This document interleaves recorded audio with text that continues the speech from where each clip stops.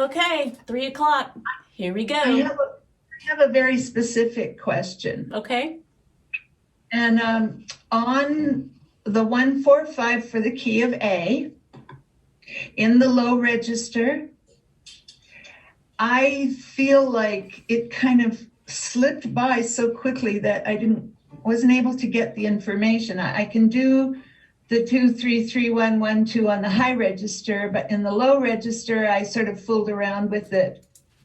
I would like if you could help us to know the best way to do that in the low register. Yeah, I don't even know if I went over that, but I'll just give it to you now so that you can figure it out on your own. So let's just do, so the 145 of A is A, D, and E.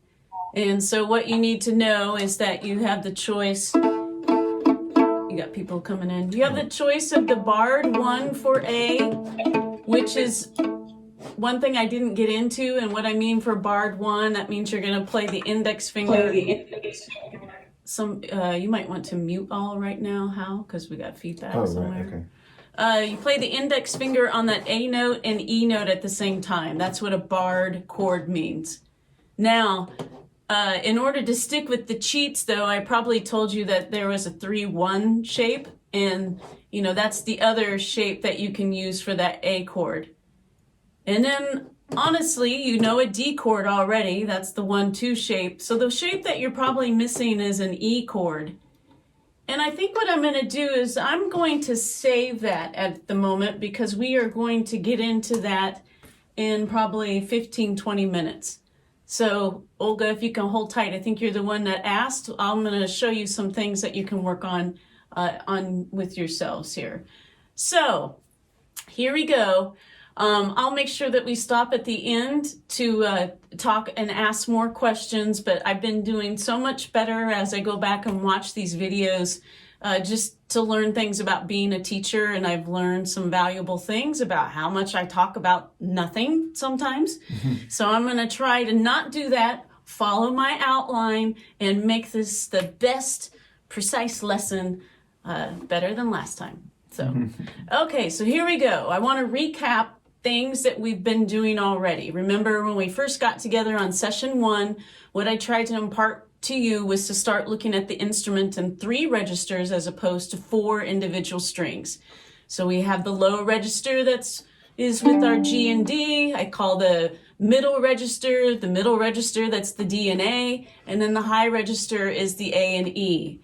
Revisiting this, remember high register is the home of the key of A. Talk to yourself as I do this. The middle register is the home for the key of D. And the low register is the home for the key of G. Yes, I'm seeing some of you tell me. Great. From the registers, then the next thing I said was that there were 3 primary shapes that you have to memorize. And the first shape I said to please memorize was the middle and ring finger. And I call that the 2-3 shape, representing 2 being middle, 3 being ring. That's the first shape.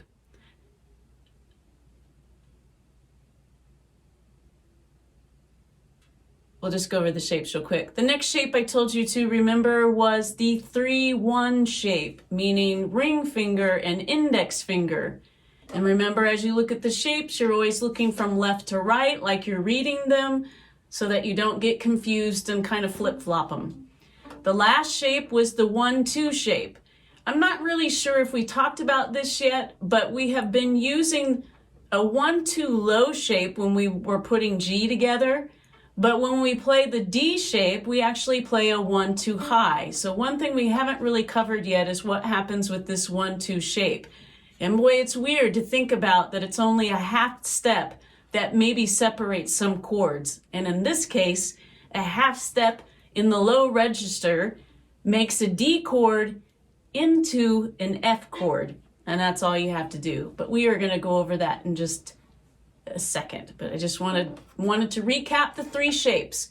So give me a thumbs up if you are A-okay with registers and A-okay with the 3 shapes.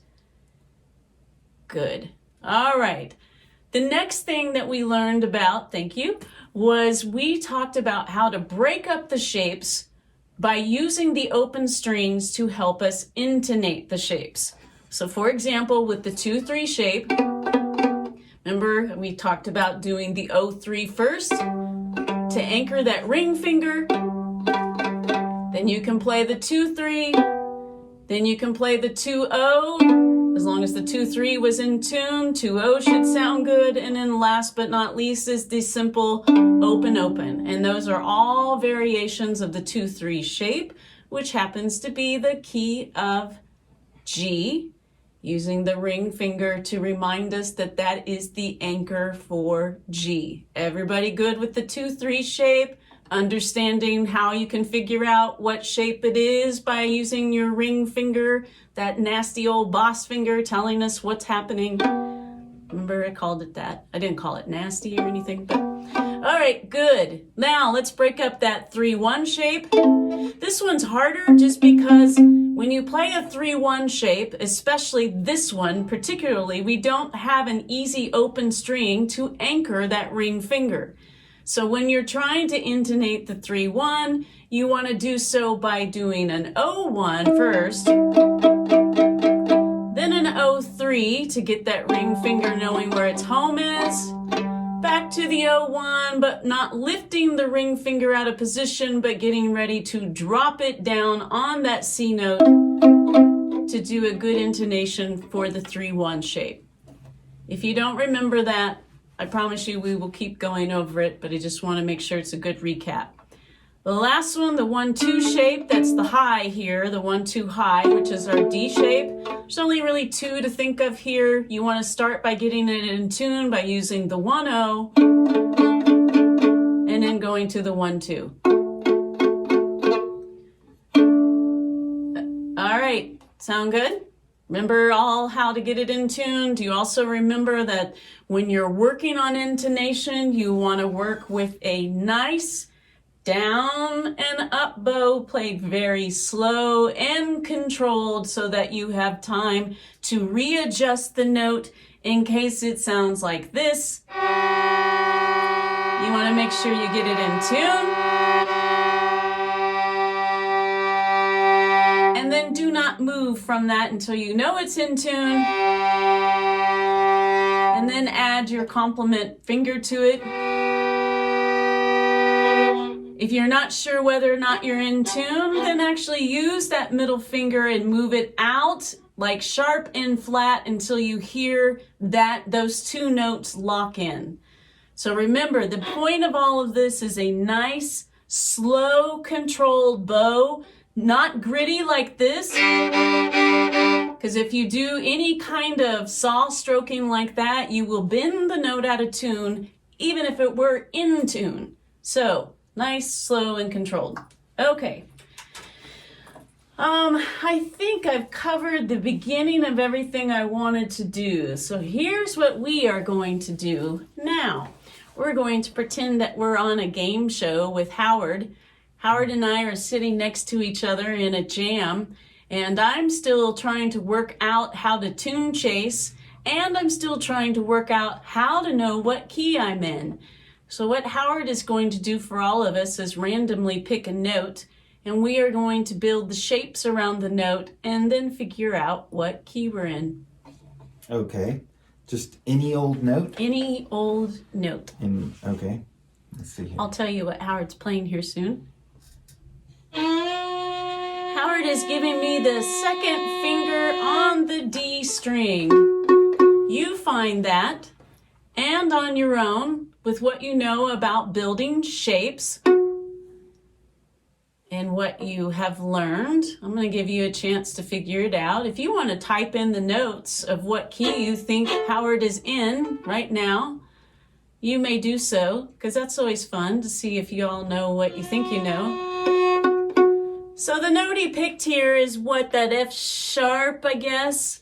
So here's what I know, that if an F sharp is picked, which is the middle finger on the D string, I know right away I can add a 1-2 shape. in some cases that doesn't give it away, but what should give it away is that if you have a 2 laid down, you immediately can put the ring finger next to it to reveal the 2-3 shape. That ring finger tells you that this is indeed the key of D. And so let's figure out, would you have done D just out of that? Chances are you probably would have done the open string with it. So you never think of it in a jam, you hear somebody giving some potatoes. So there's kind of your indication of what the complement note would be and how to build around that. Is this helpful? Yes, so let's do it again. Okay, Howard, I need a note. Okay, let's see here. Granted, as Howard is picking notes, we are going to stick with the 4 common keys, which I think of as G, D, standard A, and C. All right. Howard has given us the index finger on the A string. So, build your chords from here. I'll build mine. We got somebody ready to be admitted. You'll hear mine already. That's that 1 open shape. I'm trying to get my index finger in tune. And if I have a 1 laid there, that means I know right away to the left of that 1, I can lay the ring finger down. That big old power chord tells me right away that ring finger is droning my nice G. Therefore, I am in the key of G. Hope you were there with me. No worries if this is not coming to you yet. We're going to do it a few more times. Pick us another note here, Howard. Also, while we were doing that, let's just build the others while we're here. Index finger on the A string builds into the 3-1 shape. If you have a 3-1 shape, that means you can pick up the 2 on the G string to reveal that 2-3 shape.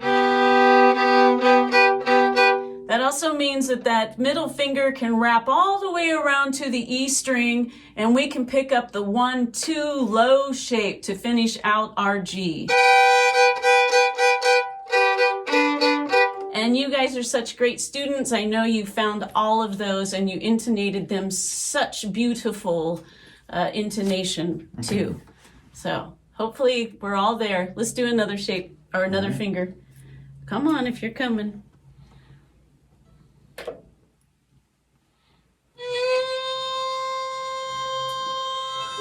Well, this might segue into our next little conversation here. Maybe I should get Willard out of here. Actually, no, it doesn't. Howard picked a, he's okay right now. I can do this with him. I've had kids before. Howard picked us a natural C note. A natural C. Low finger on the A string is what he found. Now, let's see how you do here. I know right away that I can build a 1-2 shape out of that because anytime you have a middle finger laid down, the index finger is safe to the left of it. All of you feel the same way, right? And now that I have the index finger down, that also lets me know that I have a 3-1 shape available to me. So that means on the G string, I can now build this 3-1. And if we remember from all of the work we've done in the last 2 sessions, this is our key of C. C shape. Yes, good to see. Let's just do one more. Okay. Sorry, Willard. I'm not sure I know why I know this though, but I know it somehow. That's okay. Okay. Who said that? I couldn't see who was talking. That was Janice. Oh, okay. You're not sure that why you know it, but you know it. I guess that's good. The cheats might just be coming to you. You've seen this a few times, or at least once, I know. So, Okay, next note. This one I think is a little confusing because it could take you in several directions. We'll see what you pick. Okay. Howard picked us the A note on the G string, and he was correct. And this will segue us into other chord shapes, I think. So you all remember that since we don't have another string to wrap this around, like Howard's not voicing the other note. Okay, yes, that's good. So we have to just make an assumption here. And so let's go on ahead and we'll make the 2 assumptions that we can based upon this one finger that he gave us. Remember the one note, we could play this 1-2 shape here. We could have done that. We have 3 options that I realize that are right at our disposal since we don't know the other. So we have a 1-2 high. If it's a 1-2 high, does everybody remember what that is right away? If it's a 1-2 high? Yes, this is a D chord. The other one that might have made sense to you is that we just talked about this at the beginning, that remember you could do a 1-1 shape. Keep going, I'll be right back. That would be an A shape right here. But here's one that you probably didn't know was a possibility, or maybe you did and you were wondering, well, how do we know if it's one of these keys? So right now he's picked 2 notes. It could be either in the key of A or the key of D. And those would be free game to us because if we're playing old time sessions, somebody would let us know if we were going to an alternate key, right? And chances are, just to be talking about the key of A, in most old time sessions, people make a big deal if you're playing an A standard. So chances are if it was a normal jam and Howard had his index finger on that, G string, it's probably the key of D. But just so that we are covering everything that we need to cover here, it still could be the key of A. But here's another key that you may not be aware of that we kind of talked about, that this 1 here, you have a 1-2 high. But if you take that 2 and you drop it down to a half step and you have a 1-2 low, this now becomes the key of F. And what's interesting about the key of F is that if you remember right next door, the 1-2 shape is the C. And if you go up to the high register, the 1-2 shape up there is G. We haven't talked about this yet, but we are going to talk about this right now, and I didn't actually do this in the last class, so I'll have to remember. There is something very special about the fiddle, and I might have brought this up before, but here is what is so cool about the way this instrument is set up, is that you can take any shape that you want to take, start it out in the middle. Your 4 chord is always to the left, and your 5 chord is always to the far right. So think about this. You're playing in C. You don't have any idea where the F is, that's the 4 chord. Well, you do now, because you can take the same shape, move it over to the low register. You now have an F chord. Go all the way to the high register with the same shape, and you now have the 5 chord. And then back to the middle. So here's this is be some of my practice.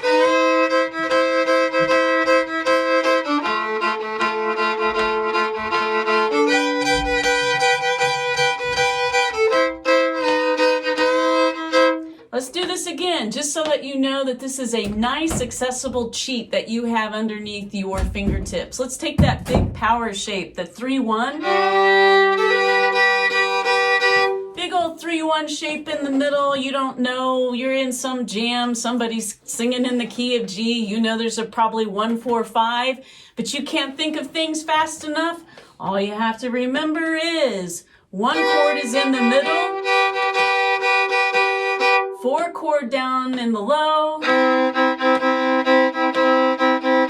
up high,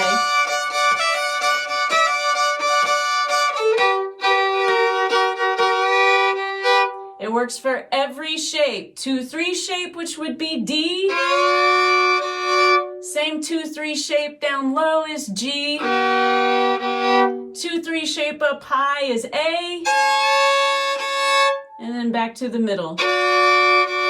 I forgot we didn't cover that last time in class. in the other class. It is kind of amazing. It's like it was built for folk music.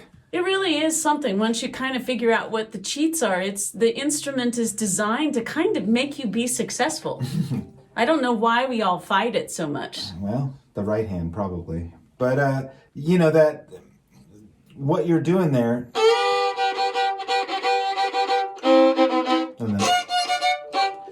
I mean, that's not... I don't know if I would consider that musically applicable. Like if you were doing that in a session like... No,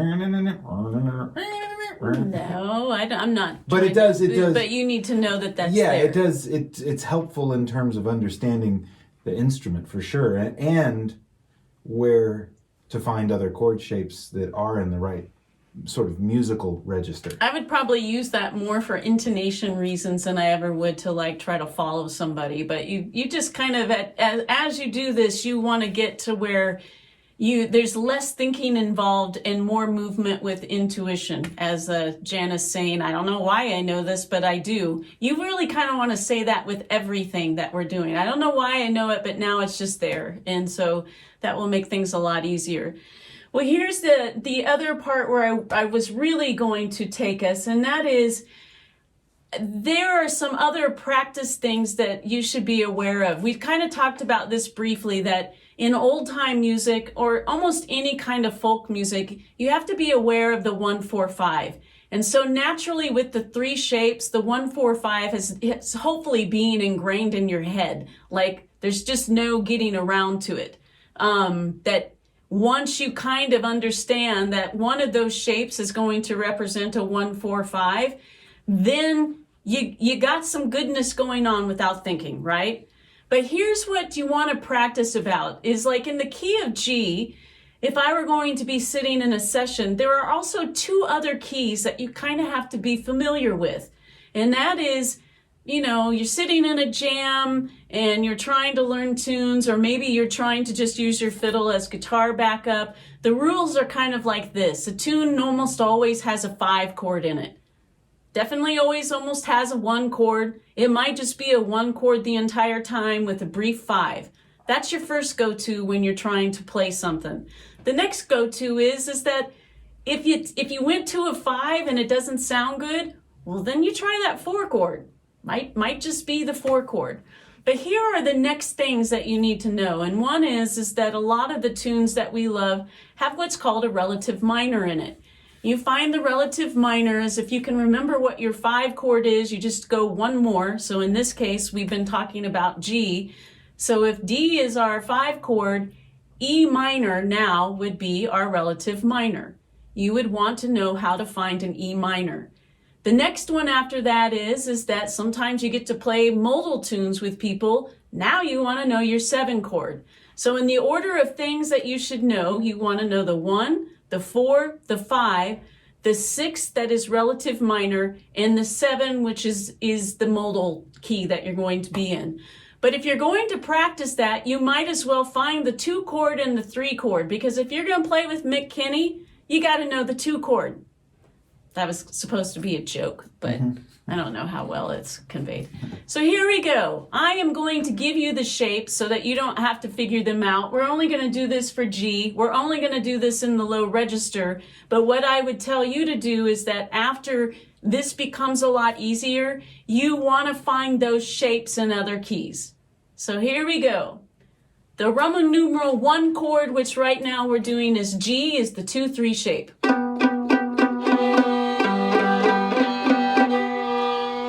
Roman numeral 2 would be our A chord. That is either the barred 1 or the big 3-1 reach. I'm just going to do the barred 1 now. 3-1 reach. What? C sharp. Oh, this guy. Yes, and then that would make it A major. Right now, if you do 1-1, it could be A major or A minor. I can't explain the theory. I just know that that's right. So we can talk about that in a little bit. But no, we can't. No, it's good info. All right, so let's see. We're ready for 3 chord, which is that B note you can do by doing a barred 2 chord. And then let's see, we need the C chord, which would be the 3-1. we need the D chord, which is the 1, 2. Here's how you find your relative minor, especially in G or D if you move to the middle register. And other than that, you've got to do some more study. But if you want the relative minor, all you have to remember is that it's like the 5 chord, but it is reversed. So it's like looking in the mirror. If 1, 2 is the 5 chord, that means 2, 1 is the relative minor.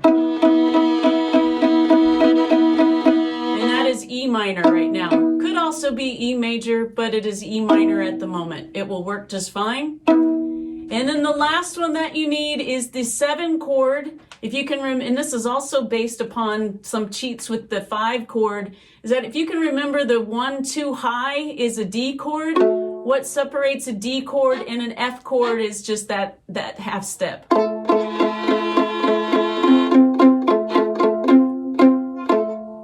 So this leads me to, what do you do with all of this? Well, you take all of those bowings that we have practiced and you sit down with them and you do a 4 count and you practice something like this. 2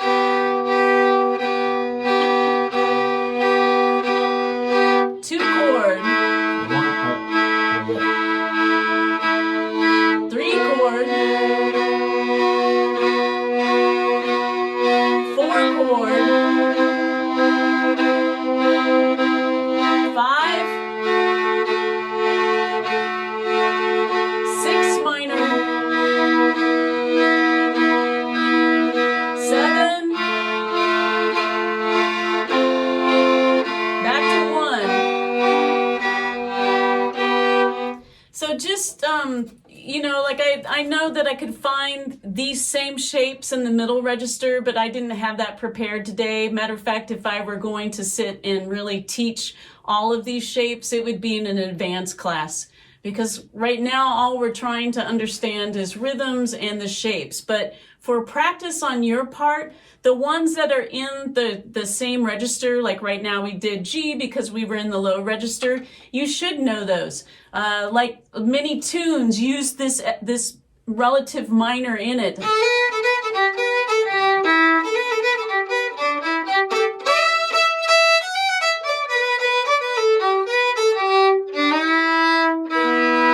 It's nice to know that is where that relative minor is, if you wanted it. That's what that old Aunt Jenny with her nightcap on. But it's kind of cool that the 5, 6, and 7 are all based out of that 5 chord shape. Like if you know that unusual 5 chord shape, the 1, 2 high, yeah. Then you don't have to think too much to get your 6 and your 7. Right. That's pretty cool. So let's move into the middle register of D, and let's just walk ourselves through these in case you weren't sure you got it. 2, 3 shape would be D.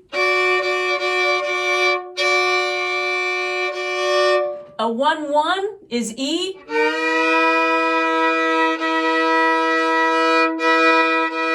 A 2, 2 is F.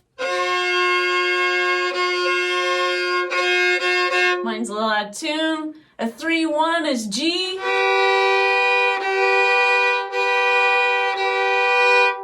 A 1, 2 high is A.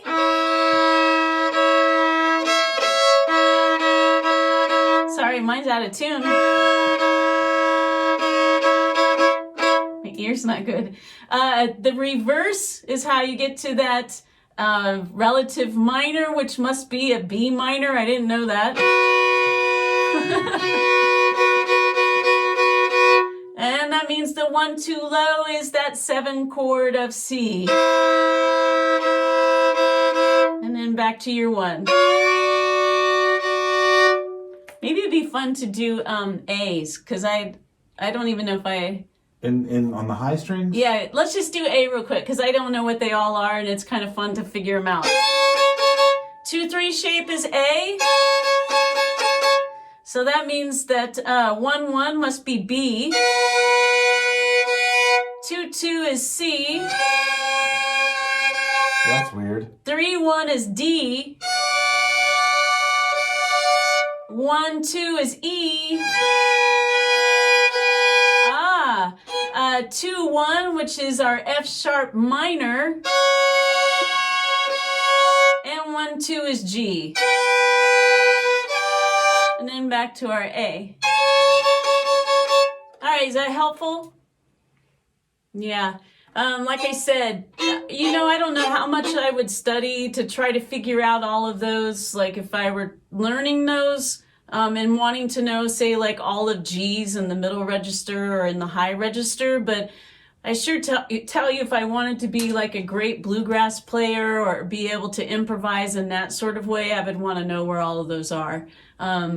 And I would want to know how to get them in tune. Those barred shapes where you're taking one finger and trying to hit both notes.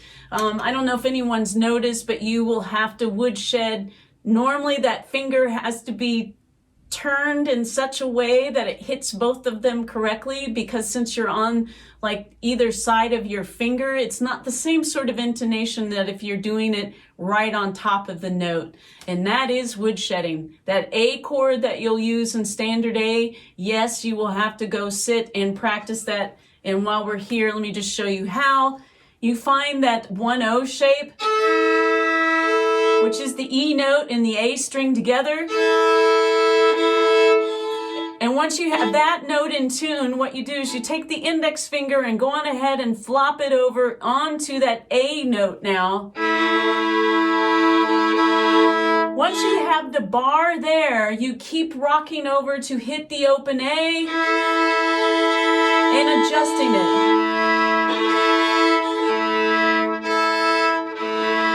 And then, of course, if you want to be fancy and add that C sharp, which is the big 3-1 shape, you actually leave all of them down. That includes the barred shape.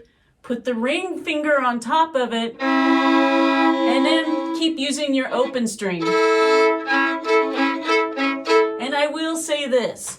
If your left hand is not allowing you to bar an index finger and the ring finger and hit this string clean, this one clean, it's clean, and this one clean, that means you probably need to take a look at your left hand, have somebody help you get this held in such a way that you can make that reach without deadening the strings or accidentally hitting the strings. There's a couple things going on here. If you experience hand cramp, arm cramp, whatever, readjust everything, have somebody look at you, because that means you're fighting something in the left hand position. So, okay. Any questions before we move on? We talked about 1-2 low, 1-2 high. We did our finger build, and we're doing great on time. How's everyone doing? Any questions from what we just talked about? That C sharp A chord that you played, or wherever it is, that's the secret to playing an A standard, my personal favorite key. Yeah, it's my least favorite key. Just as growing up as a contest fiddler, all of the notey fancy tunes were played in A, and I'm kind of sick of A from years of trying to win contests. I think it's great. There's actually nothing wrong with it, and I love a lot of great A tunes. I don't know, it kills my hand now today. I have a broken pinky, and it's hard to make those reaches, and there's just a lot of great other tunes that I would rather play in, so... Let's go on. I think the next thing what I want to do, and we'll finish out the time here, is we're going to go over all of the landmarks and how to practice them. I might have addressed this on day one and maybe got ahead of myself. I can't remember which class I did that with, whether it was you or the Thursday night class, but since I've been doing this several times, I've been trying to make notes, and it doesn't hurt to go through them again.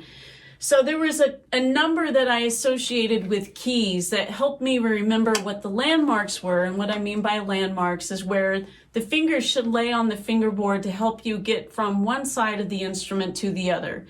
I call them landmarks. It's the same as chord shapes. I even call them cheats. The cheats are this, that if you can remember what fingers are safe on either side, you don't really need to know the notes. So I'm going to preface that right now. I don't necessarily know off the top of my head that a G chord is made up of a G note, B note, and D note. I just happen to know now because I've been teaching this a lot over the last month and I've said it so many times. But if we were sitting in a jam and you asked me what note was I playing on the fingerboard, I probably would have to just stop and figure it out. They don't come to me like that because I never learned how to read music. So to me, it's all based upon shapes. So the number that you need to know for G is 2312. And what that means is starting on the G string, you're going to lay a middle finger, a ring finger, an index finger, and another middle finger. And that gets you from the G string up into the E string. Does that make sense to everyone? The 2-3 shape down low, the 3-1 shape in the middle, and the 1-2 shape up high. So those are all of your closed shapes. The thing you need to know next, though, is that all of those shapes do have a variation of the chords, which you learned when you broke apart the 2-3 shape, right?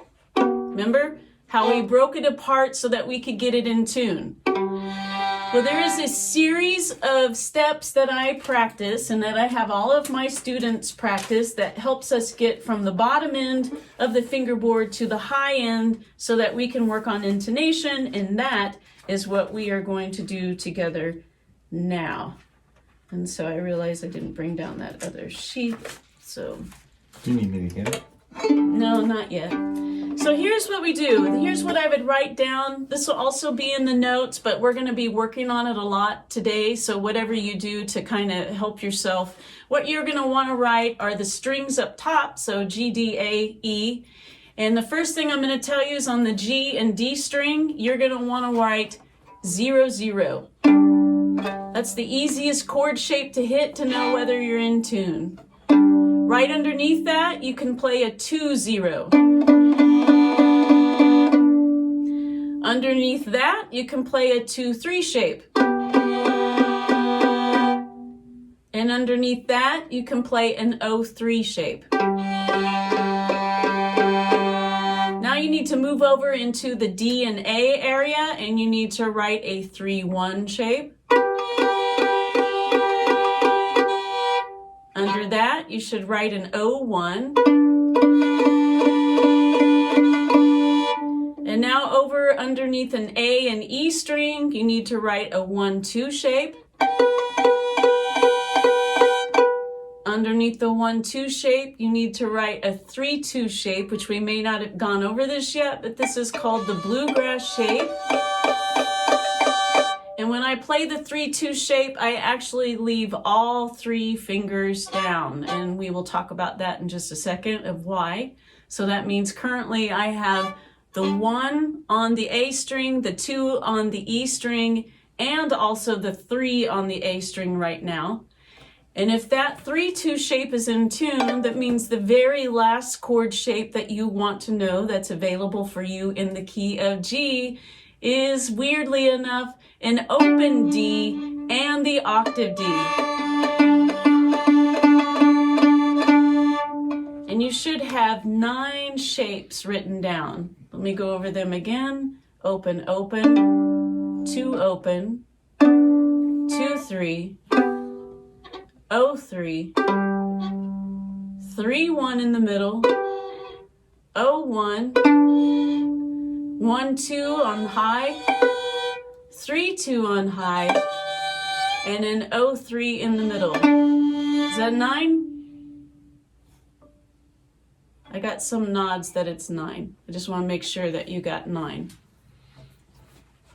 So here's what we're going to do. We are going to practice all of these shapes. The same thing goes when we do this, that you want to, we're going to play slow enough to where if the intonation is not there, that you make the adjustment. We are also going to do right now just a down pulse, up pulse.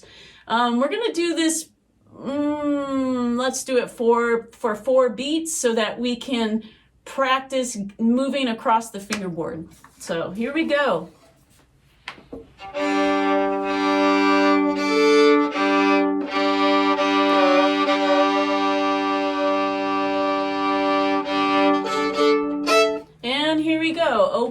open. 3,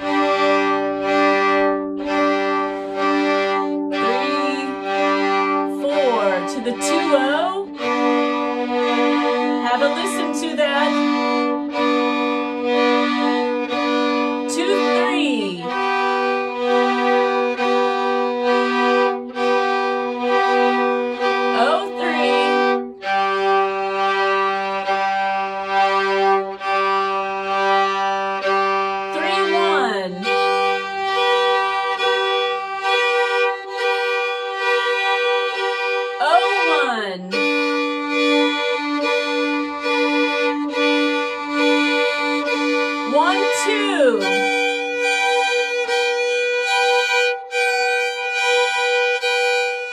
3-2.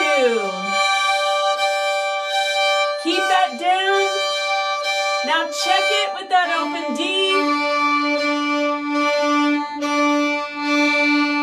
Come back down. 3-2.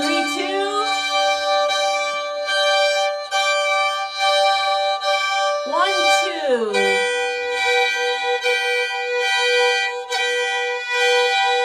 0-1.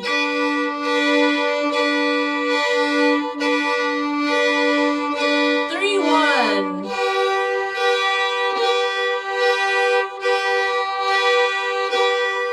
0-3.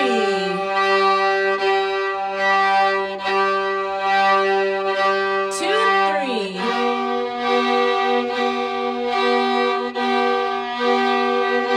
2-0.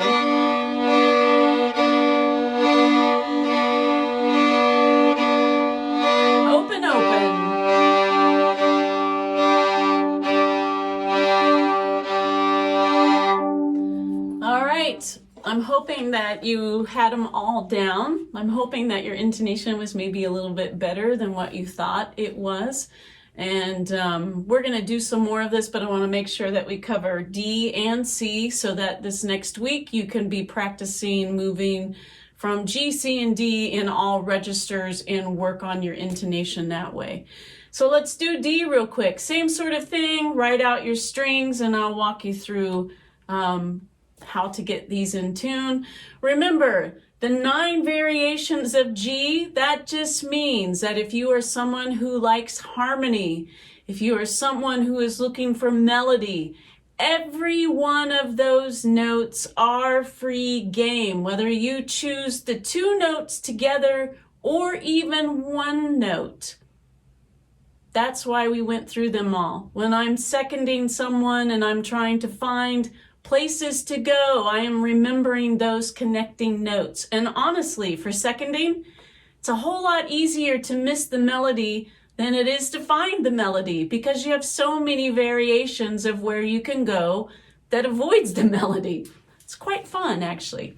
All right, here we go on to D. Let's start out with the easy part of D, and that is we start with our 2 middle strings, which would be open, open. So that means you want open, open down there. And then the next one that we're going to hit is an 0-3. We are going to anchor that ring finger. Then to the 3-1 up high. Then to the 0-1. Underneath that, you would have 0-3. Back to the 0-1. Back to the 3-1. And then in the middle, we have open 3. We want to make sure we were in the right spot. Now we have 2-3 in the middle. 2-0 in the middle. 1-2 down low. And then 1 open down low. Let's do that again. Open, open is 1. Open 3 is 2. 3-1 is 3. 0-1 is 4. 0-3 is 5. 0-1 is 6. 3-1 is 7. 2-3 is 8. 2-0 is 9. 1-2 is Oh, 10, 11. We're missing one. 1, 2, 3, 4, 5, 6, 7, 8, 9, 10, 11, 12. There's 12 of them. Everybody got 12? Yeah, you lost me. Can you do that again, please? Open in the middle. Open 3. Anchor the ring. Now go to the A and E. You have a 3-1. Then an O1. O1. Then an O3. Then another O1. We got to get back down using our little system here. 3-1. Then an O3. Then a 2-3. Then a 2-0. A 1-2. And a 1-0. Who wrote it down? You got 12? All right, let's work it. Here we go. I'm going to mention this now just so that I don't forget. But last class, somebody had asked and said, these seem so random to start where you start. And to move yourself up and then come back down, and especially for D feels random, right? Here's why it's not random. So if you were wondering why I would choose to do it this way, the reason why is that if you have played tunes enough and you're in the key of D, tell me where you spend most of your time in the key of D. Just think about it for a second. You're either in the high register out of that 3-1 shape, or you're in the middle register out of the 2-3-2-0 shape, right? Matter of fact, if a D tune goes down low and it hangs down there very often, there's not a whole bunch that do that. And matter of fact, that's the reason why a lot of people even move up to high bass, right? Is because that G note where you're down there for that octave, it almost... the G string feels almost useless for the key of D, even though it's not really, but it's useless in comparison to what you do on the E and A string and the D string. So the reason why we start out there also is because that's the home base for D. You have the 2 open strings to get your ear ready to hear what at least the 1 and 5 should sound like for the key of D. All of those shapes you have used, how many of you play D tunes and they sound like this? I'm just making up something here. I mean, it just sounds like all other D tunes, right? And it's just built, I'm just hitting the notes that you need in order to hit the chord. Now, obviously, to link some of them together, you have a few open strings here and there. But the point is that you want to start your register where you play most of the notes if you're going to learn a tune. So that's why we're doing it. Okay, how is that for an answer to a question they didn't know they had? Right. Well, I was going to ask it myself. So thank you. You're welcome. All right, here we go. Let's go on ahead. We'll just keep honing in that down pulse, up pulse, and let's do that again. So open, open. To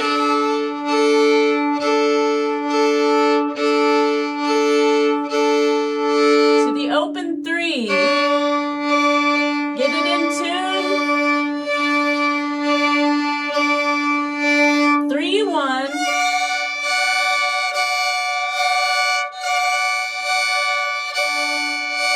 Open 1.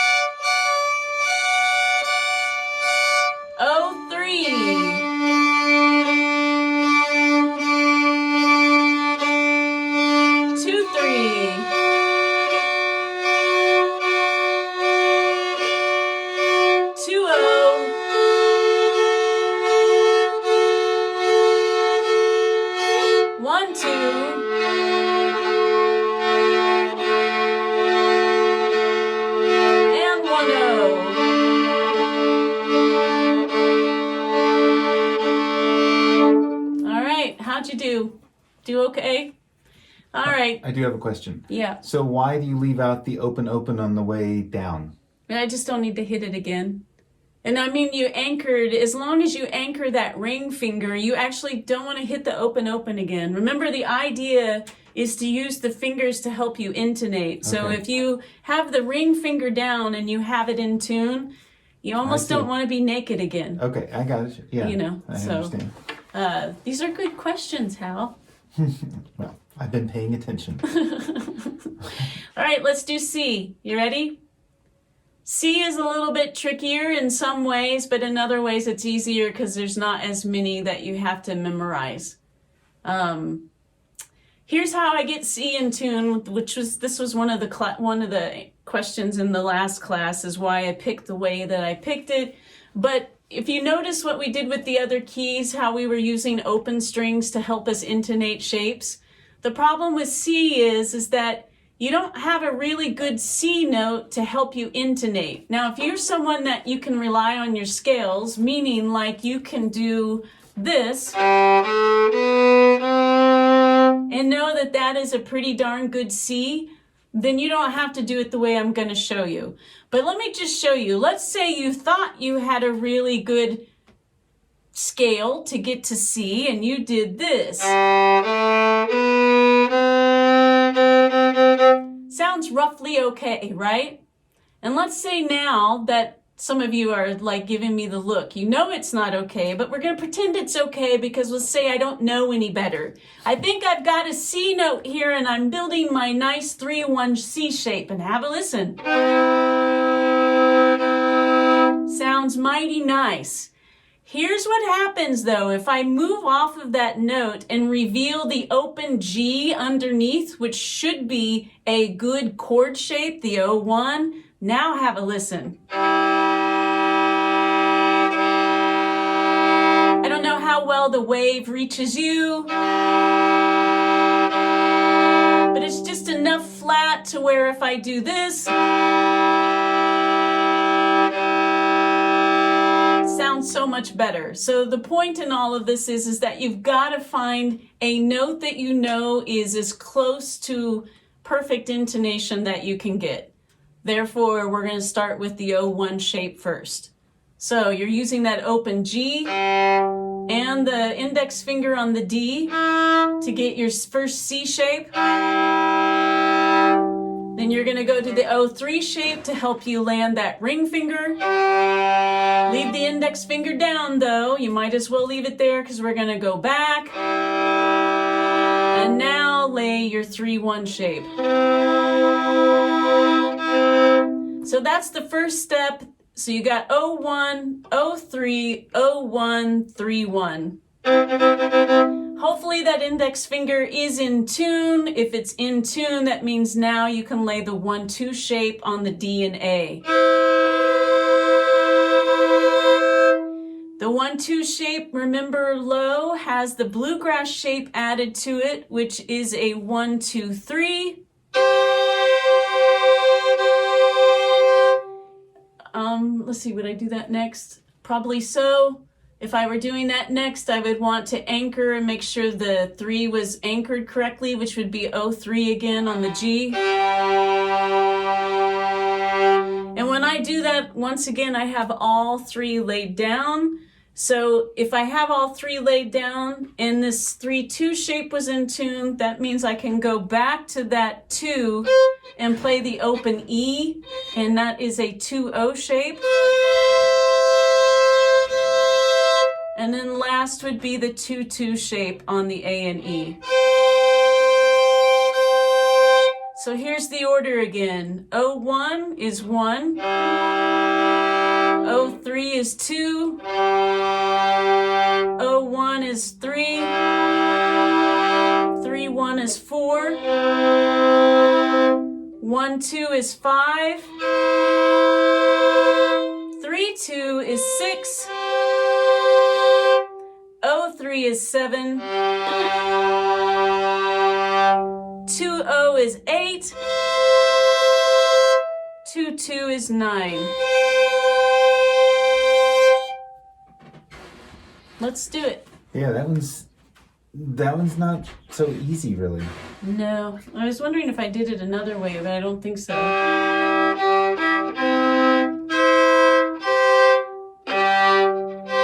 I mean, not really another way to do it. So there's 9 C shapes. Ready to practice them? Everybody got them written down? You ready? No? So are you going straight from this O3, which is 2 G notes, to this? Yeah, I did. That's not easy. That requires a little bit of sort of just manipulation on your finger part. I mean, which is good practice, I think, but it's just... Well, we can add another in there. Here, I'll write them out again. You ready? Wait, could you call, when you change strings, can you call that? Yeah, I'm just going to tell you again. So O1 with D and G. We'll start with D and G first, or G and D. So O1 to O3, back to O1, but remember you want all of those left down, then to 3-1. So that's all we're doing on those 2 strings right now. Then we're going to the D and A and hitting that 1-2 shape. Then we're hitting the 3-2 shape. Then you're checking to make sure that the 3-2 shape is all good with that open G. So there's that O3 shape on the G and D.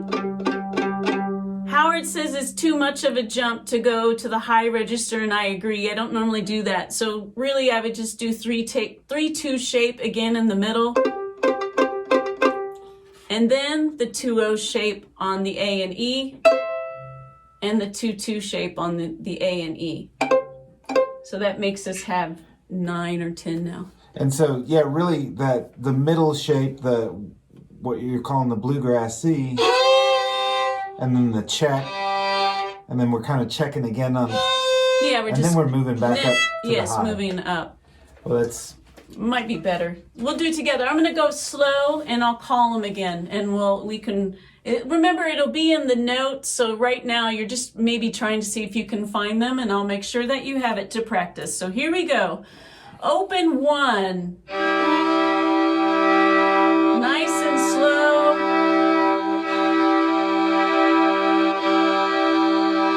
To the O3.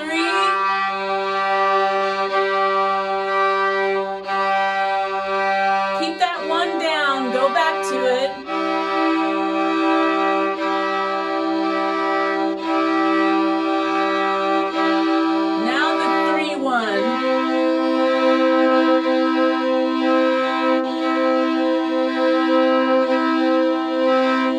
In the middle.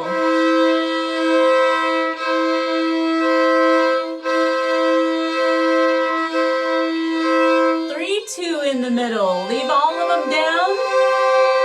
It's a little harder. Okay, be quiet. Now check your drone.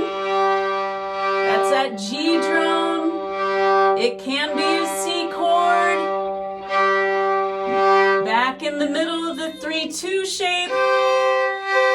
I just laid all of mine down and kept them there.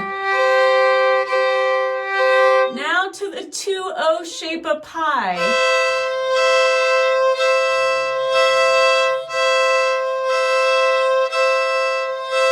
2-2 shape.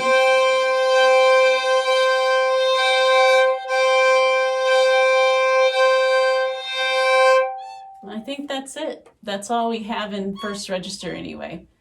So C is a little bit tricky, but here's what we have now. This is what will happen next week, is that we will practice doing, maybe we'll do something like this. We'll start in the middle to the C shape, D shape. We might start crossing that way, or the other thing that we'll do is we'll stick in the register, in the same register, and work on 1-4-5 here, to 1-4-5 here, to 1-4-5 here. And we'll do it in such a way that you have time to think about what your shapes are and that you can start Oh, someone said they're lost. On C stuff? Are we lost on C? A little bit on C. Okay. Mainly just because it feels like you're going all over the place. Or is it because C is an unfamiliar key? Because I know that for some folks, C is not a key that is as commonly as played the other. As D and G. Or Stephanie, let me ask you, if you were just to see how it was written out, would you be less lost? I got it now. You went over it. Oh, okay. Yeah. Okay. All right. I got you. Matter of fact, I think we're at the unmuting mark. Go ahead and unmute and let's talk about all this. How's everyone doing? Wait, can you add one more shape to the C? What? And that's the Duckwoot and Peepo Day shape. Like, no. That's what it needs it in there. I want them to come back. That's funny. I will say this. One person once told me that like playing in C for bluegrass is that often you slide up into second position and you bar that 2-2 shape with your index finger, and then you have another whole register of C work that you can do for bluegrass, but I don't really play bluegrass anymore. But if you wanted to practice your C skill up there, go ahead. What do we have? Yep. I have just a request. Could you I do like to play tunes in the key of A. So could you put the A shapes in the notes when you send the notes out, please? Yeah, I'll try to do that. Thank you. Yep. Anybody else? Yeah, I have. Can you hear me? Yep. I play twice a week with a group at our Heritage Village, and this last time when I really tried to think more in the terms of framework, I was able to catch tunes that I didn't know better. Good. I can tell what you're doing is helping. Good. That's what I like to hear. That's what I'm hoping. Yeah, I think a lot of people assume that what this is all about is seconding, but it's actually really not. We did this in the first class. Pick some of your favorite tunes. I know some of you know how to read, but pick some of your favorite tunes and you'll be surprised how much of the tune is composed of either the 1, 3, or 5 of the tune. So for example, you're playing a D tune, primarily, I'm just going to guess, I'd say 75% of the tune is going to be either a D note, an F sharp, or what's the other, A? It's going to be made up of those 3 notes in some kind of combination, which the combination is probably a combination you have played in other tunes, maybe not in the key of D, but probably in the key of G, just over a set of strings. You start realizing that there are all of these just patterns that are recycled in tunes. And I'm not trying to say all the tunes are the same. They're not. But they do have all common characteristics of there's just only so many ways you can move those notes around, and then there's some repeated elements, you know. Anything else? Or just like, you know, yay, or boo, or I love how you teach. Thanks, Ann. I feel like this is exactly what I came to kind of get, but I don't really understand it in a lot of ways. So I feel lost a lot, but I have confidence that I will find myself at some point. Do you happen to play in jams where they play in the same key for a long time, or do you play in jams where it kind of moves around a lot, Stephanie? I don't really like to play in jams because I played many years ago, and I got pretty good at picking up tunes on the fly, but I can't really do that right now because I've been away from it for so long. And so I've been in a lot of workshops where they've just taught the tune, like, you know, slowed it way down and just taught the tune, and then I only know it that one way, and so I'm not really interested in doing that anymore because I can kind of do that on my own. So that's why I want to understand what's going on, and I have one thing too. I'm just gonna Yeah, I'm just going to keep trying. Here's what I suggest you do this week. You ready? This is real simple, and this is for any of you, actually. Go pick your favorite G tunes. Pick about 5 to 6 to 10 of them, and I want you to sit down and play the G tunes. And then I want you next week to tell me what you noticed when you started to just play G tunes. I don't want you to move back and forth to keys. Just G tunes. And my assumption is that you'll come back next week and you'll be like, I think I understand a little bit more. I think you will. Does anybody know why I would suggest that? What are you going to see if you go sit down today and you pick out 10 tunes? Tell me what you're going to find out. What are you going to see? Well, most of the patterns are going to be kind of similar. Like they'll be using notes that are 1, 4, 5 notes. And the 1, 4, 5 notes just happen to be what we have been focusing on for the past 3 weeks, right? So that means that when you're playing the key of G in the middle register, you're going to find that 3-1 shape. Your fingers are going to be moving around that 3-1 shape in the middle. Just like if the tune happened to go down to the lower register, your fingers are going to hover around both the open G, the open D, the second finger on the G string, and the third finger on the D string, right out of that 2-3 shape. I mean, we could go on to the similarities that you see, but pick one key and then make this what we're learning about apply to it. And I think you'll be kind of shocked with what you probably know already. What I was going to say, Stephanie, is that I've certainly seen a lot of people over the years who have taken classes from Trisha repeatedly, and they say very much the same thing, where it's like that. I don't understand, like this is all just sort of going over my head, but they keep coming back to it, and it does, and then it starts to solidify and it makes sense. You just sort of kind of let it wash over you until you start to absorb it. And I'm the same way. I mean, I've been fortunate that I've been able to sit next to her, but I understand too where you're coming from, but it will definitely start to make sense.